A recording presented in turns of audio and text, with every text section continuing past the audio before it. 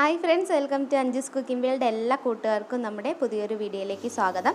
ഇന്നത്തെ video 1 kg wait വരുന്ന mango കേക്കാണ്. അപ്പോൾ വീഡിയോയിലേക്ക് പോകുന്നതിന് മുന്നേ തന്നെ നമ്മുടെ ഏറ്റവും ലാസ്റ്റ് ആയിട്ട് അപ്ലോഡ് ചെയ്തിട്ടുള്ളത് കടലക്കറിയാണ്, ചന മസാല.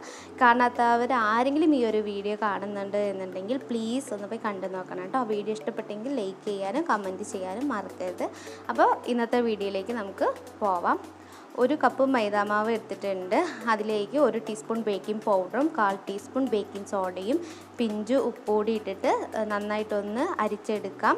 എന്നിട്ട് നന്നായിട്ടൊന്ന് മിക്സ് ചെയ്തെടുത്തിട്ട് മാറ്റി വയ്ക്കാം.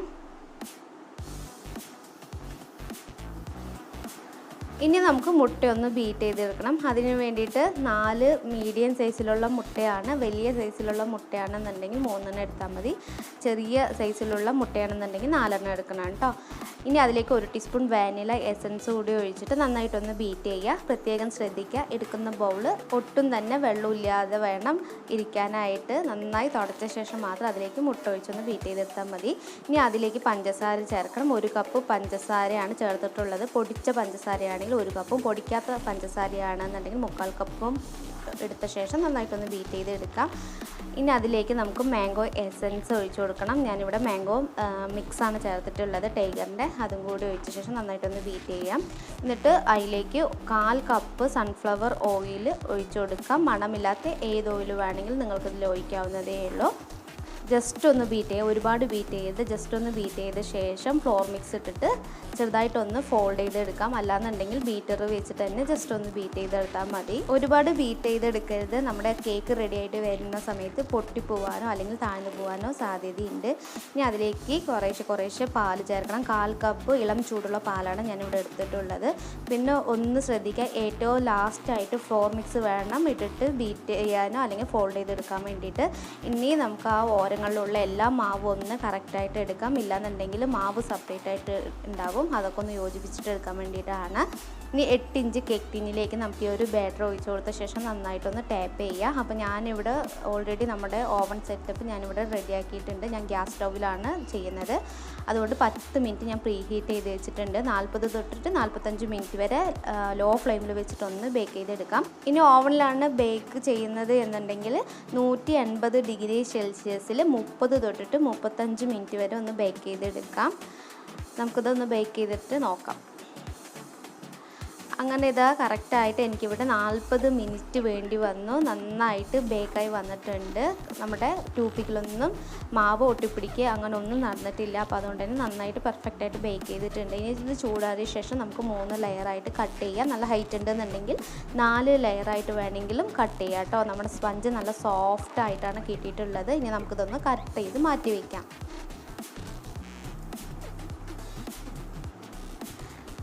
നമുക്കിനി ക്രീം ഒന്ന് ബീറ്റ് ചെയ്തെടുക്കണം. അതിന് വേണ്ടി എടുക്കുന്ന ബൗളും അതുപോലെ തന്നെ ബ്ലേഡും നല്ല പോലെ തന്നെ തണുപ്പുണ്ടാവണം. അതിനുശേഷം നല്ലപോലെ തുടച്ച ശേഷം അതിലേക്ക് 1 കപ്പ് വിപ്പിംഗ് ക്രീമും 1/2 ടീസ്പൂൺ വാനില എസൻസ് കൂടെ ഒഴിച്ചിട്ട് നന്നായിട്ടൊന്ന് ബീറ്റ് ചെയ്തെടുക്കാം. ഗ്ലാസിൻ്റെ ബൗളോ അല്ലെങ്കിൽ സ്റ്റീൽ ബൗളോ എടുത്ത് പറഞ്ഞു കഴിഞ്ഞാൽ കുറച്ചും കൂടി തണുപ്പ് അതിൽ തന്നെ നിൽക്കും. അതുകൊണ്ട് താഴത്തെ ഭാഗത്ത് നമുക്ക് ഐസ് ക്യൂബ് ഒന്നും വെക്കേണ്ട ആവശ്യമില്ല. അങ്ങനെ നമ്മുടെ ക്രീം വിപ്പായി വന്നിട്ടുണ്ട്. ഇനി നമുക്ക് അസംബിൾ ചെയ്യാനായിട്ട് സ്റ്റാർട്ട് ചെയ്യാം. അപ്പോൾ ടേൺ ടേബിളിൻ്റെ മുകളിലേക്കായിട്ട് ഞാൻ ഒരു കേക്ക് ബോർഡ് വെച്ചിട്ടുണ്ട്. അതിലേക്ക് നമ്മുടെ കേക്ക് തെന്നി പോവാതിരിക്കാൻ വേണ്ടിയിട്ട് കുറച്ച് ക്രീം അപ്ലൈ ചെയ്തിട്ടുണ്ട്. അതിൻ്റെ മുകളിലേക്ക് നമുക്ക് കേക്ക് വെച്ച് കൊടുക്കാം. ഇനി ഷുഗർ സിറപ്പ് റെഡിയാക്കണം. അതിന് വേണ്ടിയിട്ട് 1 കപ്പ് ഷുഗറിലേക്ക് 1/2 കപ്പ് വെള്ളം ഒഴിച്ച ശേഷം ക്രഷ് കൂടി, മാംഗോൻ്റെ ക്രഷ് കൂടി അതിലേക്ക് ഒഴിച്ച് നന്നായിട്ടൊന്ന് മിക്സ് ചെയ്തെടുത്തിട്ടുള്ളതാണ്. ഇനി നന്നായിട്ടൊന്ന് വെറ്റ് ചെയ്ത് കൊടുക്കാം. ഇനി അതിലേക്ക് ക്രീം ഇട്ടിട്ട് നല്ലപോലെ തന്നെ ലെവൽ ചെയ്ത് അപ്ലൈ ചെയ്തെടുക്കാം. ഇനി അതിലേക്ക് 1 ടീസ്പൂൺ അളവിൽ ക്രഷ് കൂടി ഒഴിച്ചു കൊടുക്കാം. ഇനി അടുത്ത ലെയറും ഇതുപോലെ തന്നെ വെക്കാം. ഷുഗർ സിറപ്പ് കൊണ്ടൊന്ന് വെറ്റ് ചെയ്ത് കൊടുക്കാം. ക്രീം അപ്ലൈ ചെയ്യാം. ഇനി ഇതിലേക്ക് ക്രഷ് ഒഴിച്ച ശേഷം നമുക്ക് അടുത്ത ലെയറും കൂടി വെച്ചിട്ട് ഷുഗർ സിറപ്പ് കൊണ്ടൊന്ന് വെറ്റ് ചെയ്ത ശേഷം ക്രം കോട്ടിംഗ് ചെയ്തെടുക്കാം. ക്രം കോട്ടിംഗ് ചെയ്ത ശേഷം 10 മിനിറ്റ് ഫ്രിഡ്ജിൽ വെച്ച് നന്നായിട്ടൊന്ന് തണുപ്പിച്ച് എടുത്തിട്ട് കൊണ്ടുവരാം.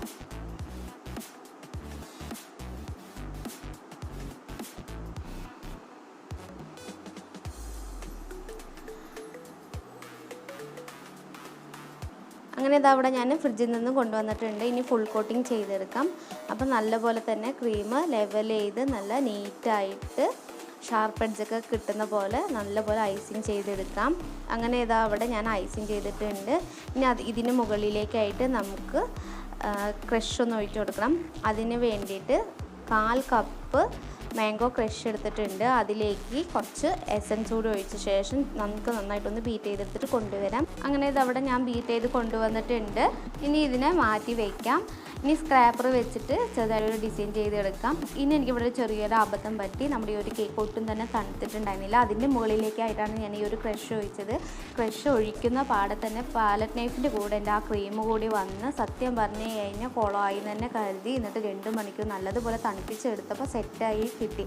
പിന്നെ ഞാൻ കസ്റ്റമറിനോട് വിളിച്ച് കാര്യം പറയുകയുണ്ടായിരുന്നു. അപ്പോൾ അവർ പറഞ്ഞു കുഴപ്പമില്ല, ഇതന്നെ ഡെലിവറി ചെയ്താൽ മതി എന്ന് പറഞ്ഞു. അതുകൊണ്ട് ഞാൻ അധികം ബുദ്ധിമുട്ടേണ്ടി വന്നില്ല. അപ്പോൾ നിങ്ങളും ശ്രദ്ധിക്കുക, നമ്മുടെ കേക്ക് നല്ലപോലെ തണുത്ത ശേഷം മാത്രം ചോക്ലേറ്റ് ഗണാഷ് ആയാലും അതുപോലെ തന്നെ ഇങ്ങനെയുള്ള ക്രഷ് പിന്നെ അതുപോലെ തന്നെ ഗ്ലേസ് ഒക്കെ ഒഴിക്കുമ്പോൾ പ്രത്യേകം ശ്രദ്ധിക്കുക കേട്ടോ.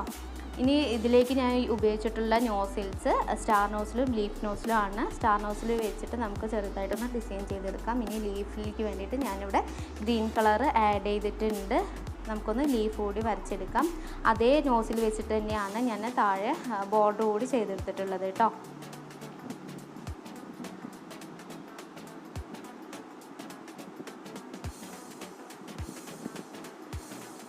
അപ്പോൾ വീഡിയോ എല്ലാവർക്കും ഇഷ്ടപ്പെട്ടു കാണുമെന്ന് വിശ്വസിക്കുന്നു. വീഡിയോ ഇഷ്ടപ്പെട്ടെങ്കിൽ നമ്മുടെ ചാനലൊന്ന് സബ്സ്ക്രൈബ് ചെയ്യുക, ലൈക്ക് ചെയ്യുക, കമൻറ്റ് ചെയ്യുക. നിങ്ങളുടെ അഭിപ്രായങ്ങൾ കമൻറ്റ് ബോക്സിൽ അറിയിക്കുക. അടുത്തൊരു നല്ലൊരു വീഡിയോയുമായി എത്തുന്നത് വരേക്കും എൻ്റെ എല്ലാ കൂട്ടുകാർക്കും ബൈ.